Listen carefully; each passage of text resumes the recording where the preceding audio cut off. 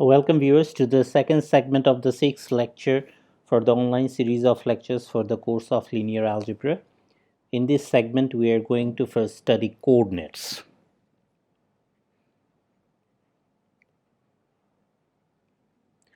So let me give you the definition of coordinates first. If V is a finite dimensional vector space,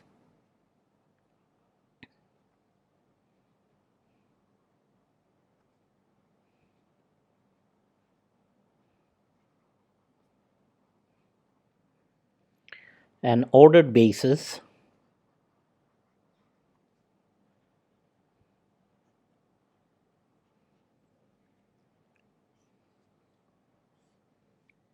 for the vector space V is a finite sequence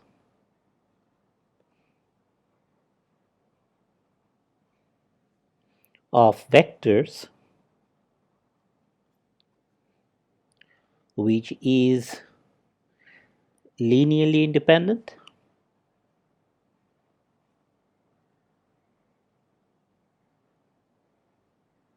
and which spans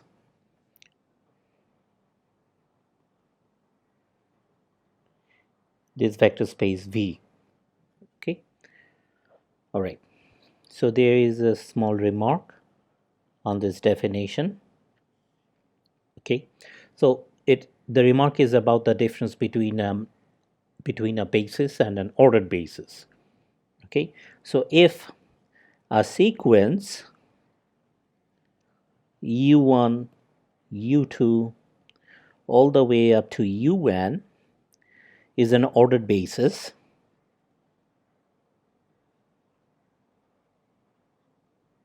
okay,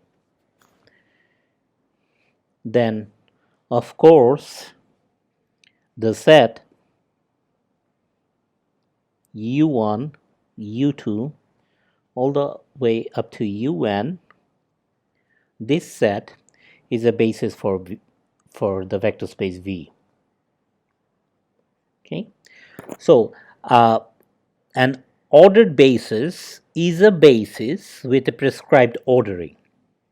Okay, so in what follows, we'll be engaged in slight abuse of notation by describing the ordered basis of a vector space with the same notation of a basis. Okay, so an ordered basis will also be denoted by this calligraphic B, which is denoted this way, which is the notation of a basis as a set. Okay, this is an abuse of notation. Okay, but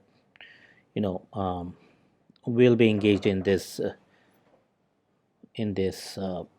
abuse of notation. Okay, so given a vector u in the vector space V, there is a unique n-tuple x1, x2, all the way up to xn of, it's important that it's unique. Okay, so we'll see how why it's unique. Okay, xn of scalars, that is all the components of this n-tuple are taking values in the field of the vector, in the field over which the vector space is defined for all I in 1 to all the way up to n, such that U can be written as a linear combination of the basis elements, right? So this is the ordered basis. Okay, it's implied that it's a set with the given ordering. There is a prescribed ordering here.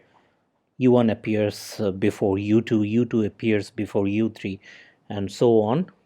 So U can be written uniquely as a linear combination of these ordered basis elements as a sum of xi ui, where I runs from 1 to n. This is our equation number 10. Okay. See, this n tuple x1, x2 all the way up to xn, this n tuple is unique, because if we had this vector written with a different n tuple like this,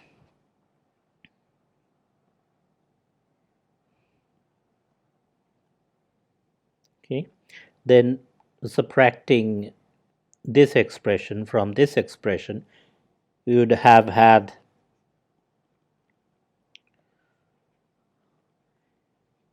this guy to be equal to the zero vector, right? All right. Now from the linear independence of this set would tell us that each of these scalars here is 0. Okay, which means that xi is equal to yi for all I in this finite set.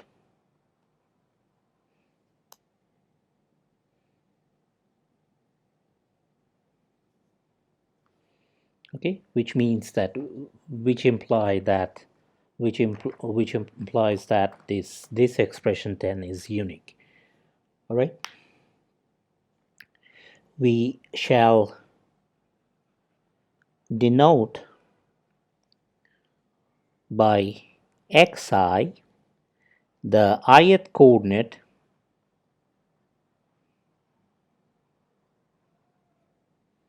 of the vector u relative to the ordered basis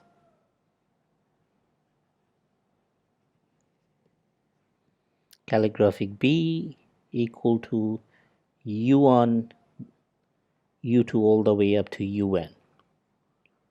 Okay. All right. Now,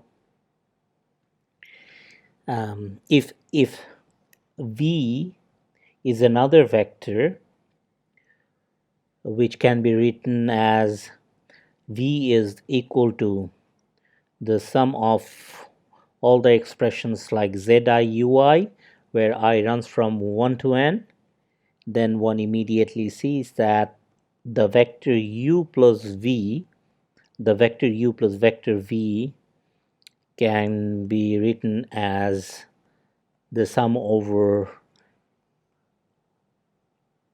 the sum of all these expressions, xi plus zi times the vector ui, where I runs from 1 to n. Okay, this is equation number 11. So that the ith coordinate of this vector is nothing but xi plus zi, right, from the definition of coordinates. This is the ith coordinate of the vector u plus v.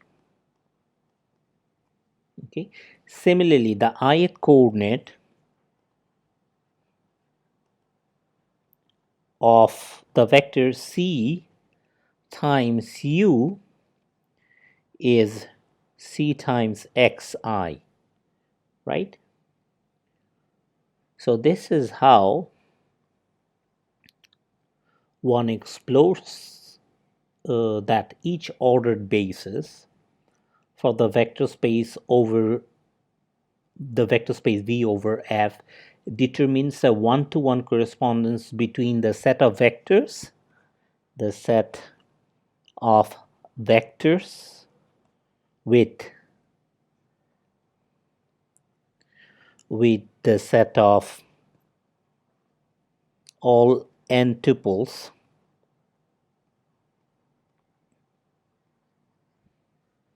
in f to the n.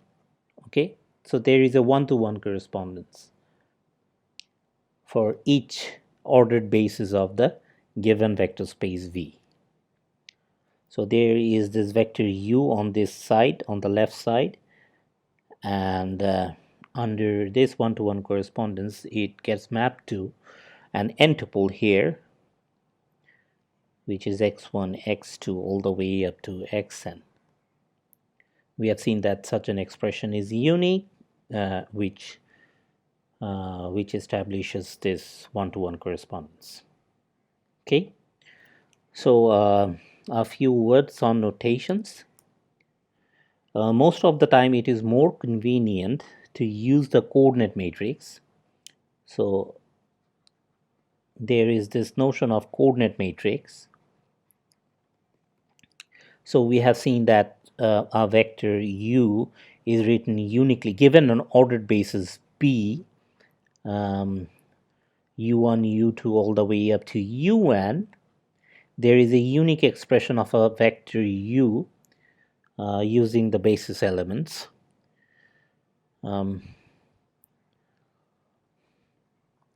Xi, ui. Okay.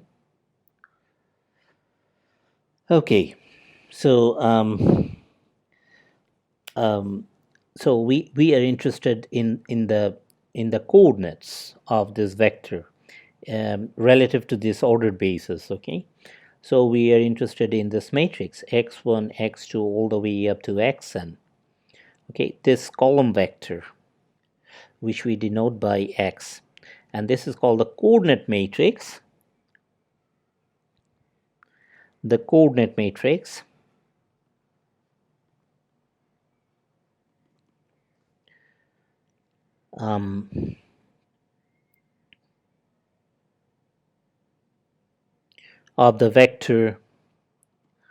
of the vector u relative to the ordered basis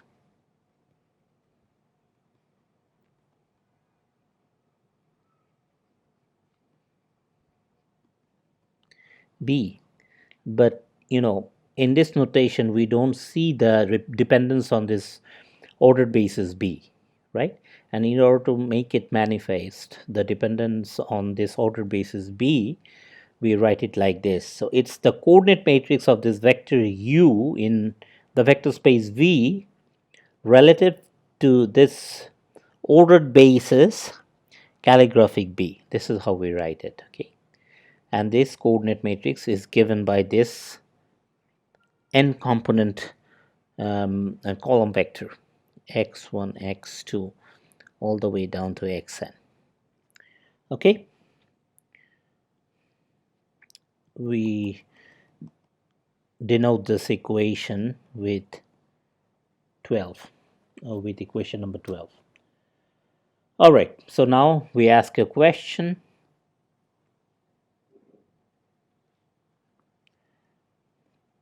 A very important question to ask. What happens to the coordinate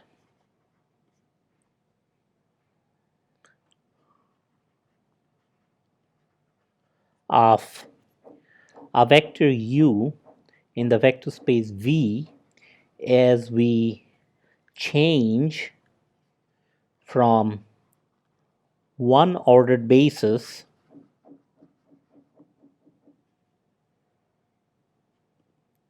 to another? Okay, how do the coordinates change under change of basis? That's the question we are asking. Okay, let us see what the answer could be. Suppose that v is n dimensional, that is the dimension of v is n, and that there are two bases, one denoted by calligraphic b, two ordered bases of course with this prescribed ordering. Okay, and there is another b prime consisting of vectors u1 prime, u2 prime all the way up to un prime. We know that the number of the vectors in each basis should be the same, right? These are two ordered bases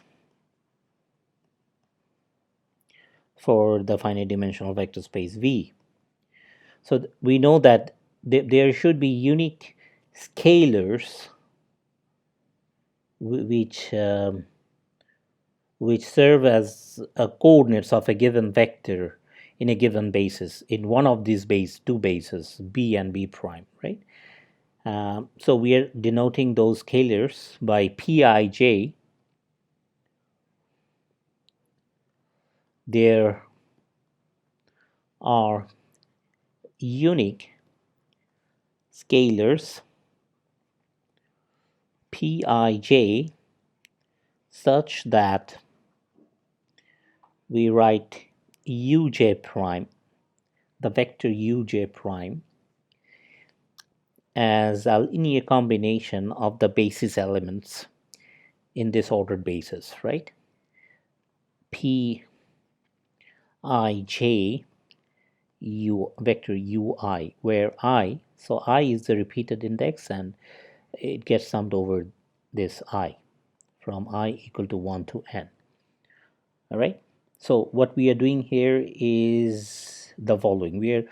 We are writing the vector uj prime as a linear combination of the basis elements in this ordered basis. Okay. So here j is between 1 and n.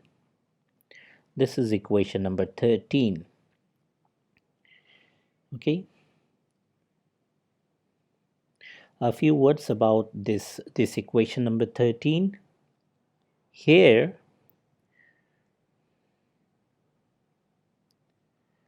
writing h uj prime, vector uj prime in V as a unique linear combination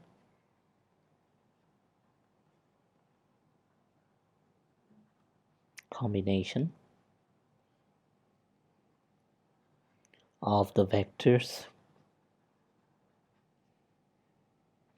in the ordered basis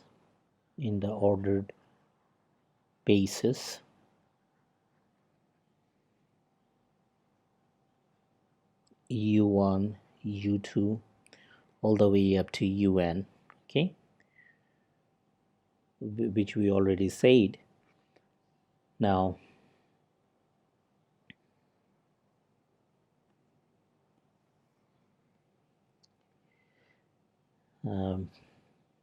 so this fact is written using equation 13.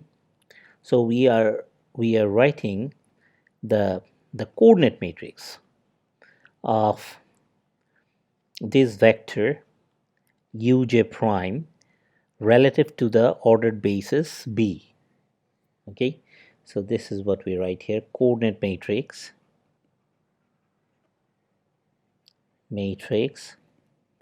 of this vector uj prime relative to the ordered basis B.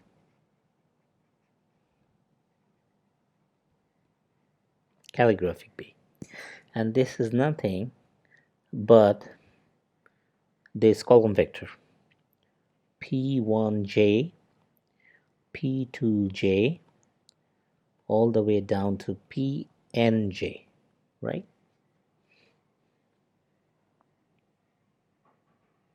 So since for these coefficients Pij's, we're just varying I, keeping j fixed. All right, good. So this equation is numbered by 13 prime.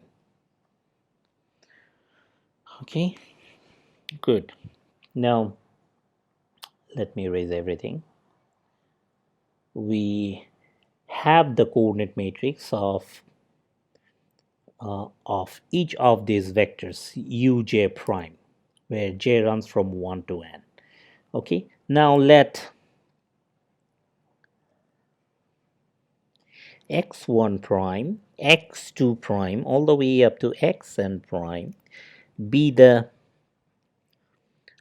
coordinates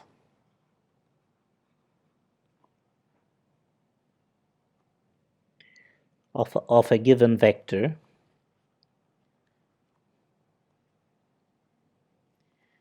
u in the ordered basis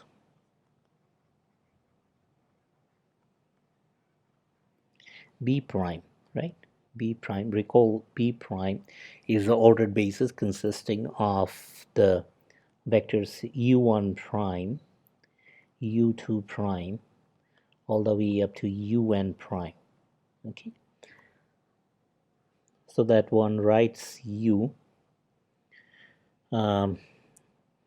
as a sum of certain expressions x1 prime u1 prime plus x2 prime u2 prime all the way up to xn prime un prime. Okay, so in the summation notation it is written as the sum of all the expressions xj prime times the vector uj prime as j runs from 1 to n. Okay, now we know that uj prime is written using equation 13 as the sum of these expressions pij times the vector ui. Okay, so we replaced the vector uj prime by this sum. Okay, okay, so this is what we do using 13. Now this gives us this j from 1 to n, I from 1 to n, pij times xj prime times ui. Okay, and which can be written as the sum over I of expressions like sum of pij times xj prime as j runs from 1 to n times the vector ui. Okay, all right, so let us highlight this this expression.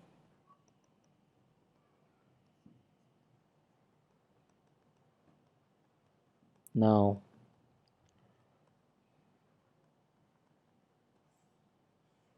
okay, this is what we call by 14. Okay, now it's important to note that the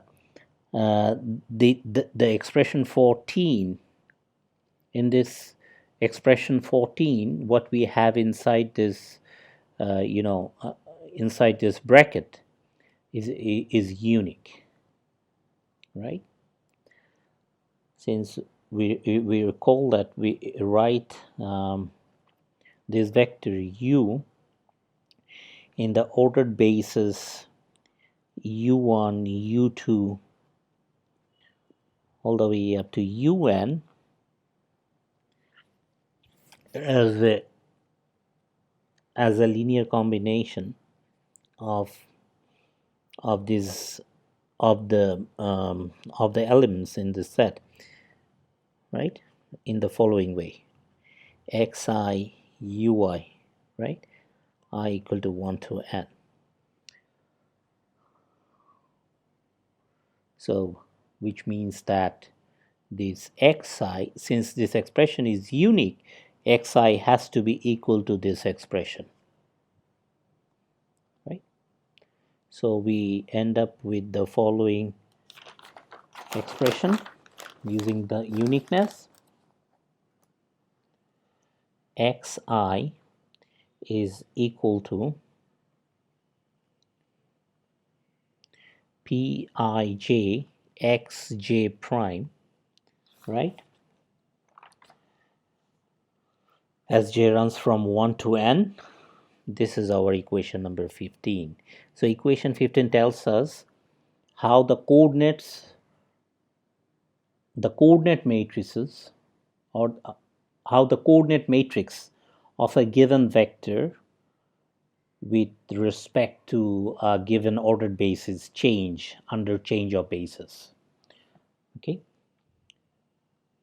and recall that these coefficients in this expression are actually column vectors, right?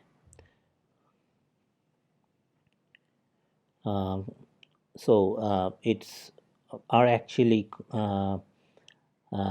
components of the coordinate matrix of uj prime relative to the basis calligraphic B, P1j, P2j, all the way down to P and J, right?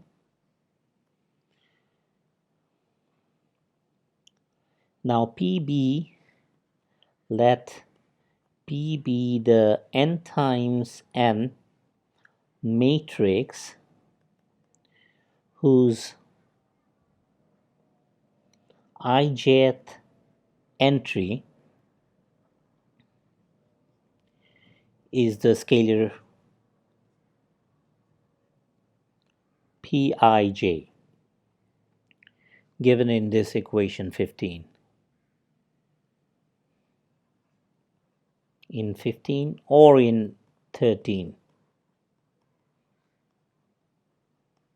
Okay, so let me write 13 for you if you don't remember, where we wrote uj prime as a linear combination of the vectors in the ordered basis calligraphic B.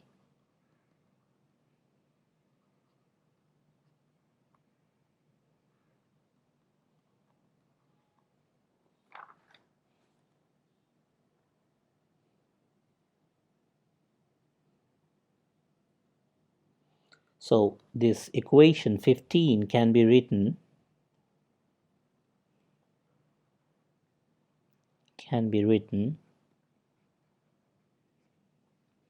using the matrix P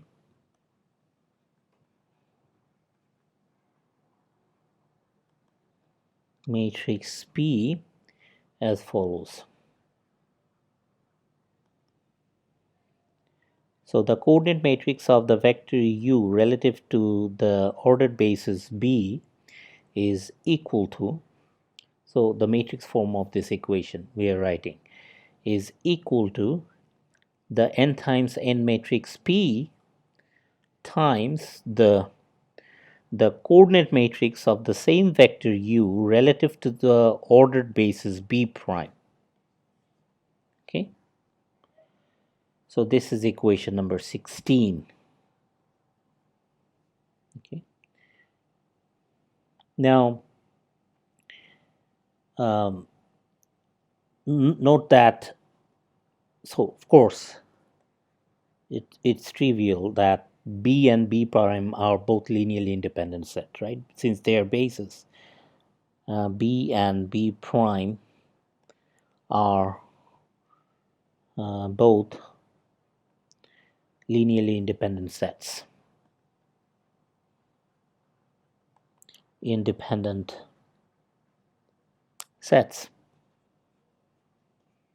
Okay, what does it mean? It means that if the coordinate, if the coordinate matrix of u, the vector u relative to the ordered basis B is equal to the zero vector, it means that all these numbers, all these scalars, I should not say number, all these scalars x1, x2, all the way up to xn are 0. Okay, so this is the 0 vector, means these scalars are all 0. Okay, hence if I have the vector u, which is nothing but the linear combination of these vectors ui's, is if this guy is a 0 vector, right? No, so this is satisfied, right? This guy is a 0 vector since the scalars are all 0, right? So vector u is a 0 vector, right? But we know that the vector u can also be written down as the sum of xi prime ui prime in the ordered basis b prime, where I runs from 1 to n. Okay, so since u vector is the 0 vector, this expression is also equal to 0 vector, right?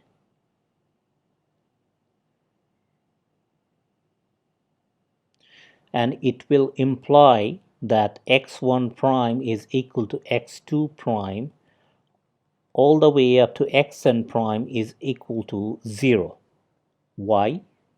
Because this set is a linearly independent set. Since it's a basis, right? Is linearly independent.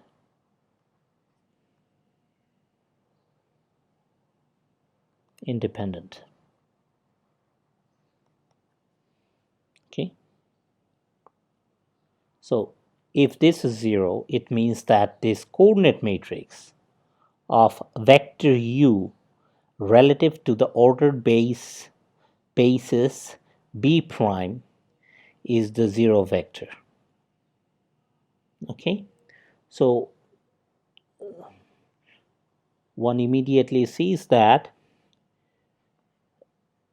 the coordinate matrix of u relative to the ordered basis is 0 is equivalent to the statement that the coordinate matrix of the same vector u relative to the ordered basis b prime is also equal to 0. Okay, now remember the equation, remember equation number 16, where we wrote the coordinate matrix of u relative to the ordered basis b in terms of the coordinate matrix of u relative to the ordered basis b prime. This was equation number 16. Okay, so since these two statements are equivalent, from 16 one obtains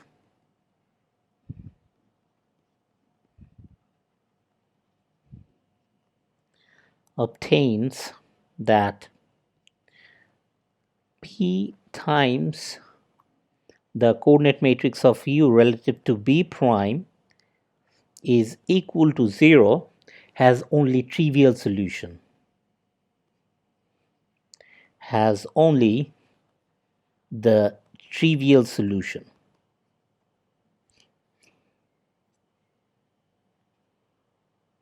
Okay, now theorem 6 of lecture 4 then implies that this matrix P is invertible.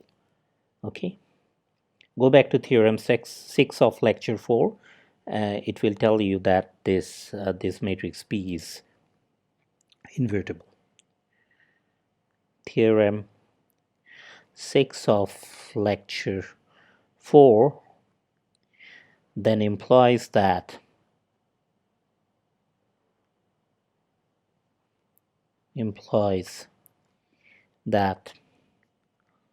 the matrix P is invertible.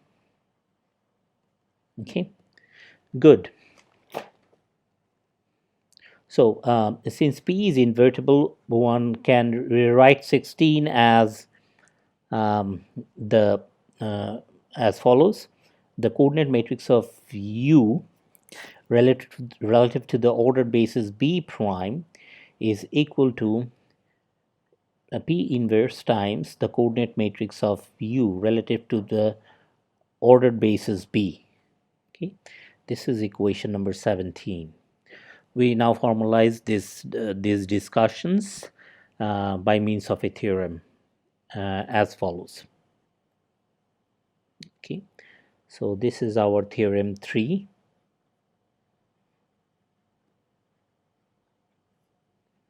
Let V be an n-dimensional vector space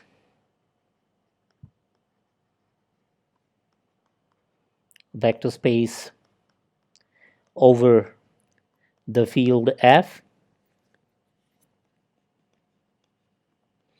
Okay, and let calligraphic B and calligraphic B prime be two ordered bases of the finite dimensional vector space V.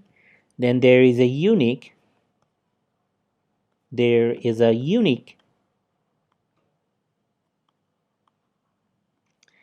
necessarily invertible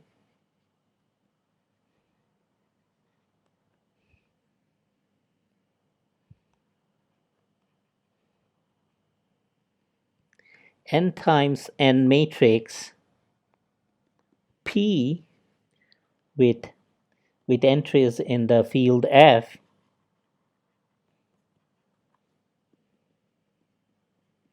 such that the following hold. Number 1, the coordinate matrix of U relative to the ordered basis B is equal to P times the coordinate matrix of U relative to the ordered basis B prime. Number 2, the coordinate matrix of U relative to the ordered basis B prime is P inverse times the coordinate matrix of U relative to the ordered basis B for every vector U in V. Okay, the columns of this invertible matrix P are given by Pj, which is equal to the coordinate matrix of Uj prime relative to the ordered basis B, right? Here there are n such columns. That is why j runs from 1 to all the way up to n. Okay, so there are n such columns in this n times n matrix, right? And they are found by taking j to be 1, 2 all the way up to n, right? So this was theorem 3. Now we'll have a look at a bunch of examples. Okay, to understand the results that we have seen so far. Our first example is of interest in theoretical physics. Example 1, which is about rotation in a two-dimensional plane. Okay, given the field R, so in this case we deal with the field of real numbers. Given the field R of real numbers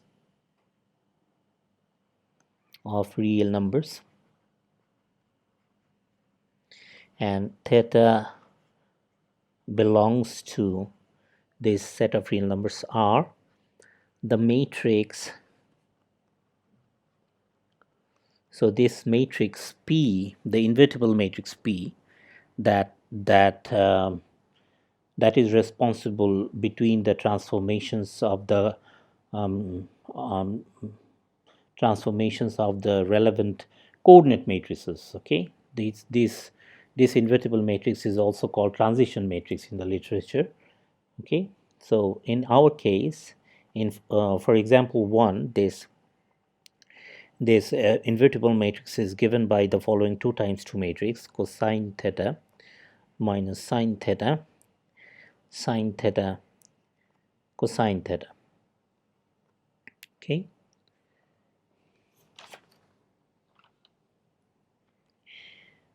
it's this guy is invertible with inverse.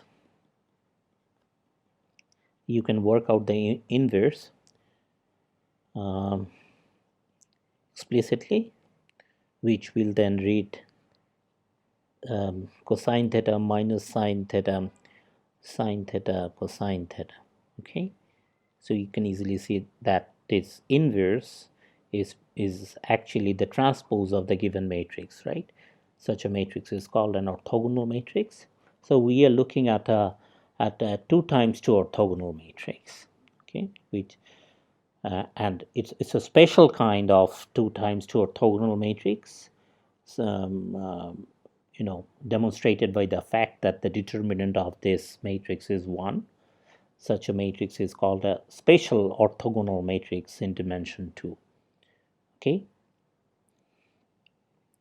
it represents rotation by an angle theta in 2-dimensional Euclidean plane. Okay, all right. We discussed earlier by means of equation 13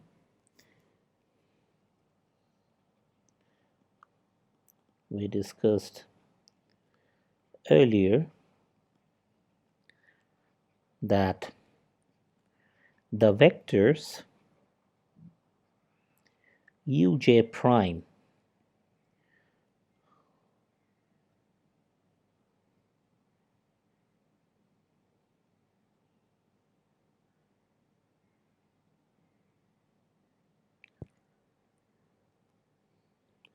belonging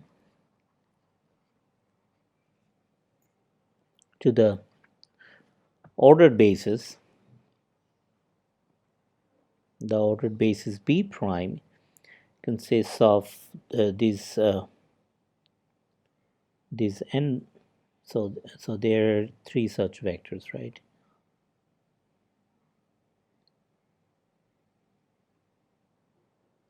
So let me write down the general situation. U1 prime, U2 prime, all the way up to UN prime. Okay, it's the general case. So we are still in the general framework. So this vector belonging to this ordered basis can be identified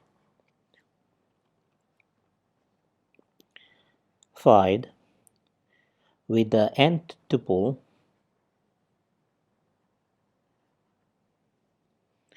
belonging to f to the n. Okay, whose components, or if you want to call it coordinates,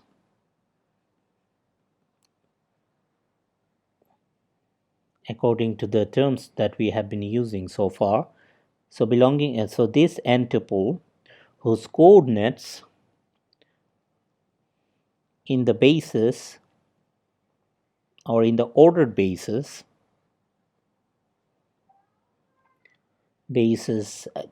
denoted by calligraphic B, consisting of vectors u1, u2 all the way up to un, are given by these scalars Pij, right, where I runs from 1 to n. Okay, so we have seen it earlier that uj prime, the coordinate of this vector uj prime with reference to this basis B is the following column vector, right?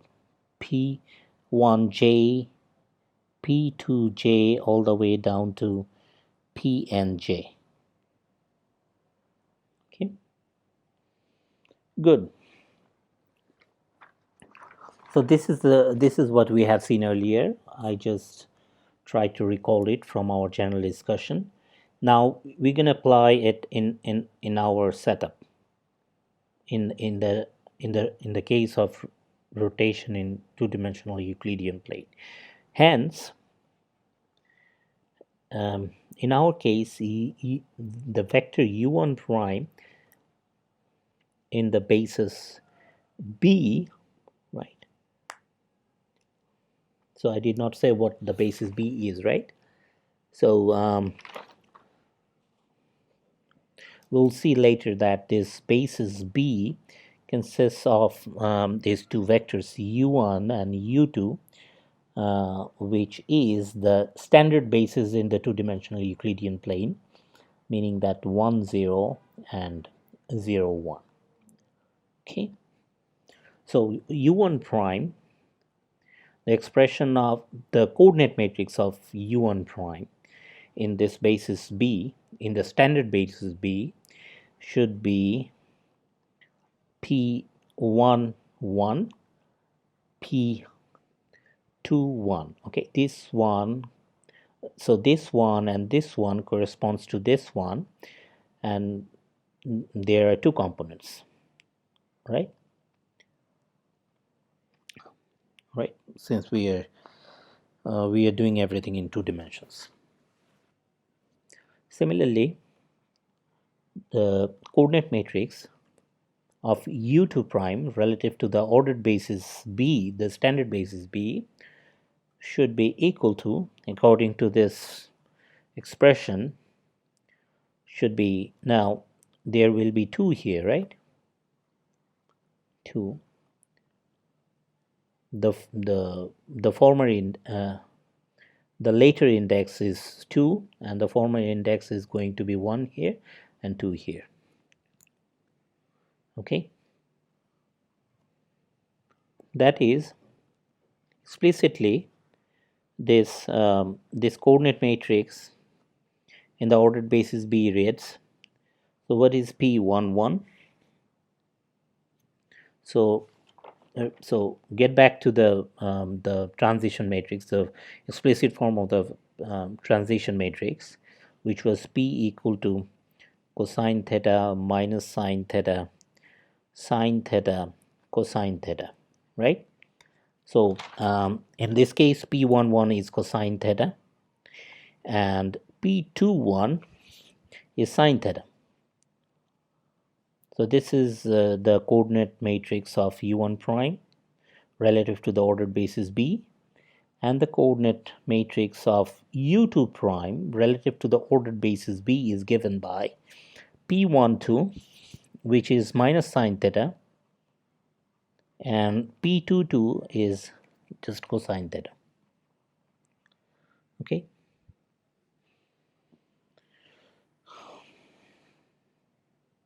All right. So let me erase these writings. In other words,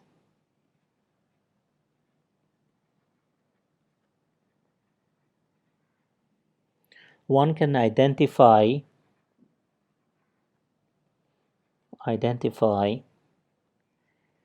the ordered basis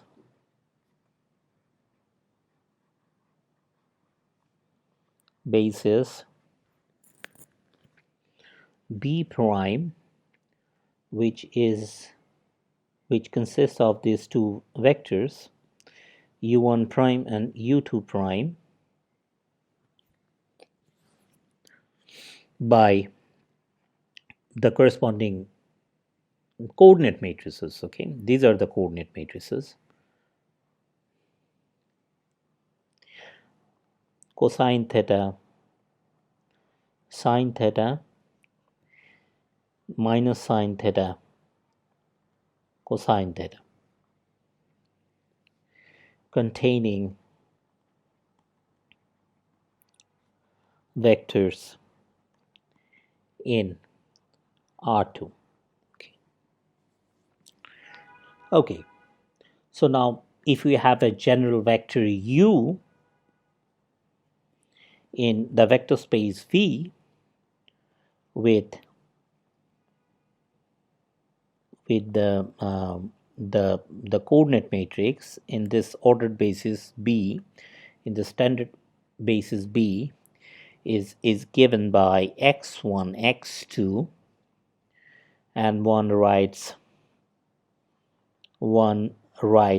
the coordinate matrix of the same vector U in the ordered basis B prime, right?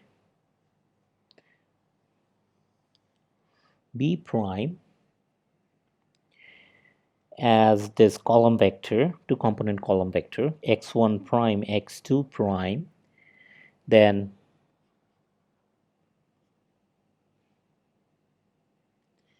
this coordinate matrix of U relative to the ordered basis B prime is equal to, according to theorem, what was the number of the theorem? According to theorem 3, this guy is equal to P inverse times the coordinate matrix of U with reference to the ordered basis B. Okay, in other words, one can have this column vector x1 prime, x2 prime on the left, and on the right we have first P inverse, which is cosine theta, sine theta, minus sine theta, cosine theta, the transpose of the matrix P, right, times the column vector x1, x2. Okay, which means that, so it can be written down as two equations. X1 prime is equal to x1 cosine theta plus x2 sine theta, and x2 prime is minus x1 sine theta plus x2 cosine theta, right? So it geometrically represents the rotation of the coordinate system. Okay, so if this is x1, well, so if this is the standard basis, 1 comma 0, and this is 0 comma 1, right, then you represent a vector here using this coordinate system. Okay, then once you rotate this this coordinate system by an angle theta, right, so that this is the new coordinate system. So in that coordinate system, in the rotated coordinate system, the vector is represented by an ordered pair x1 prime, x2 prime, instead of x1, x2 in the original coordinate system. Okay, this is how the corresponding coordinates are talking to each other. Okay, so let me write it here in an organized way. Geometrically,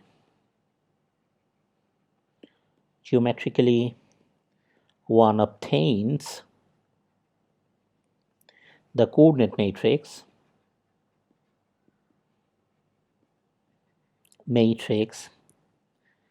okay, of the vector U, any vector U. So the vector is not changing. The coordinate system is rotated by an angle theta. Okay, but the corresponding coordinates of the same vector are changing. So the coordinate matrix of U relative to the ordered basis B prime, which is U1 prime, U2 prime. So I think I should draw this picture more carefully so that you understand what's going on. So this is 1 comma 0, this is 0 comma 1, and I am rotating everything by an angle, right? Say that this is the angle. This angle is theta. Now, this is the new coordinate system. Okay, say that I have this vector u, right? This vector u. So with respect to this vector u, these are the two coordinates, the two old coordinates, right? With respect to this standard coordinate system. And now when I am rotating it, then the new coordinates are these ones, right?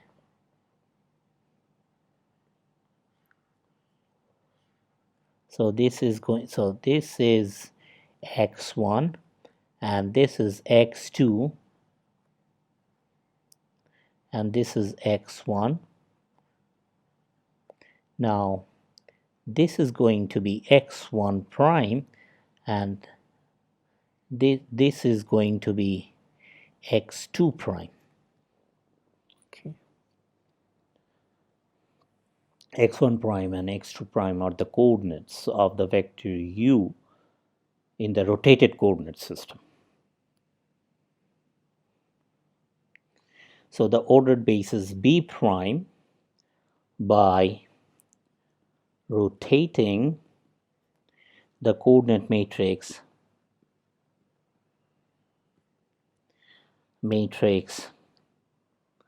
of the vector u relative to the standard basis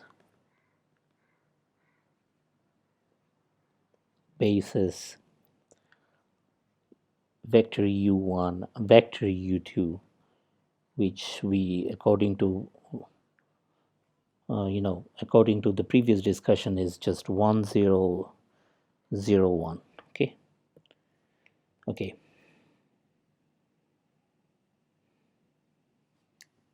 So with reference to this ordered basis, if I write down the vector in this basis, in this ordered basis, right? Then the coordinate of this vector in this standard basis is nothing but x1, x2, right? So there is a small verification that we want to do now. We want to check that the B is indeed the standard basis. Okay, so remember our formula, the old formula for this uj prime is given by this, right? Pij ui. And what does this formula read in this in our special case in the context of example 1? It's u1 prime being equal to p1 1 u1 plus p2 1 u2, right?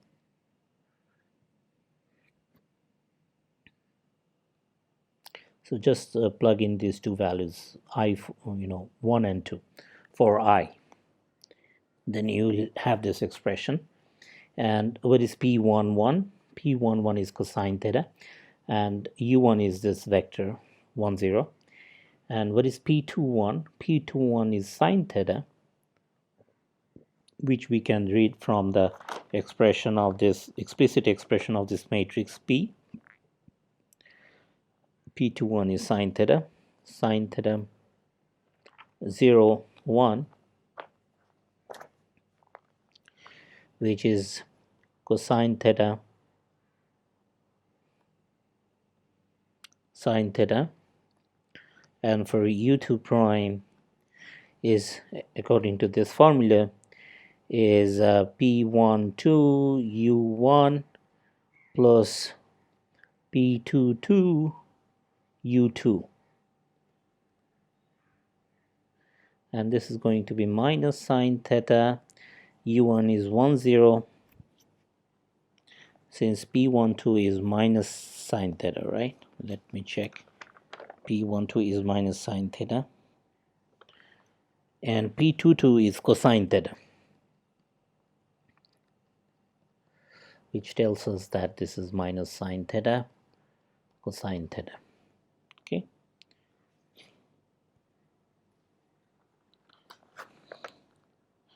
Which are nothing but the two columns of the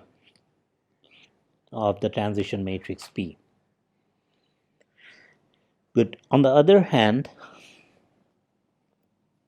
on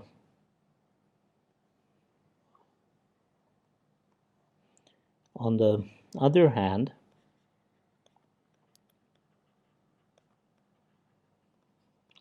see that in matrix notation,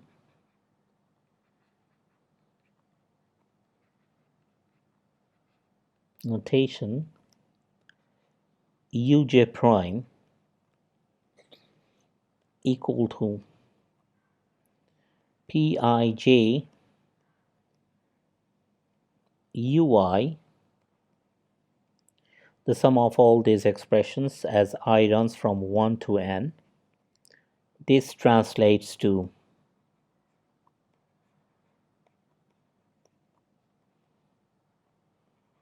u1 prime, un prime. This is a column vector consisting of these vectors is equal to, so you can write down these expressions explicitly and see that this guy is equal to the transpose of the matrix P times this column vector, u1 vector, u2 vector, all the way down to un vector. Okay. So in the present context, it reads, in our case, this is given by u1 vector u1 prime vector u2 prime is equal to the transpose of the matrix, meaning that this is p11 and then this is p12, then p21, p22 times this column vector u1 u2. Okay, and this implies that this vector u1 vector u2 is the inverse of this guy, right?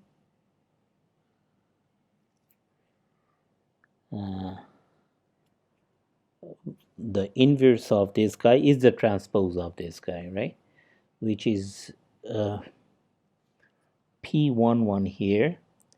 The transpose of this guy is p21 here, p12, p22, which means that we have the same matrix P appearing.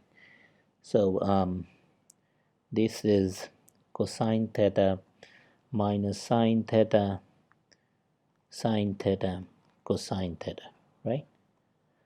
So right. Sorry, this is u1 prime, this is u2 prime. So this is u1 prime, this is u2 prime. Okay, so from which we get that this vector u1 is equal to cosine theta u1 prime minus sine theta u2 prime. Okay, and u2, the vector u2 is equal to sine theta u1 prime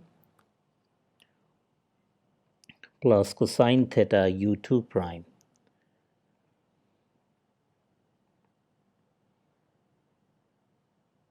Okay, this is the expression. Okay, so now, so it's the expression for the old vectors in terms of the new vectors. So the prime vectors are the new vectors, and the unprimed vectors are the old vectors. Okay, therefore one immediately verifies that from this from this expression one verifies that u1 vector is equal to cosine theta, and we know what u1 prime is. U1 prime is cosine theta sine theta, according to what we have seen earlier, minus sine theta. And what is u2 prime? U2 prime is minus sine theta cosine theta. So it tells us that this is nothing but 1 0, right? Because cosine squared theta plus sine squared theta is equal to 1, and cosine theta sine theta cancels against this sine theta cosine theta here in the second coordinate. All right, so now similarly one sees that u2 is equal to sine theta times c1 prime, which is cosine theta sine theta, and plus cosine theta u2 prime. U2 prime is minus sine theta cosine theta, right? Which is the first coordinate is 0 in this case, and the second coordinate is sine squared theta plus cosine squared theta, which is 1. So we get back the standard vectors, which are the vectors in the primed, which are the vectors in the unprimed ordered basis. Okay, so this was example 1 about rotation in two-dimensional Euclidean plane. Okay, so so now before studying example 2, let us take a break. We'll be back with this new example 2, in the third segment of this lecture. Thank you for attending this second segment.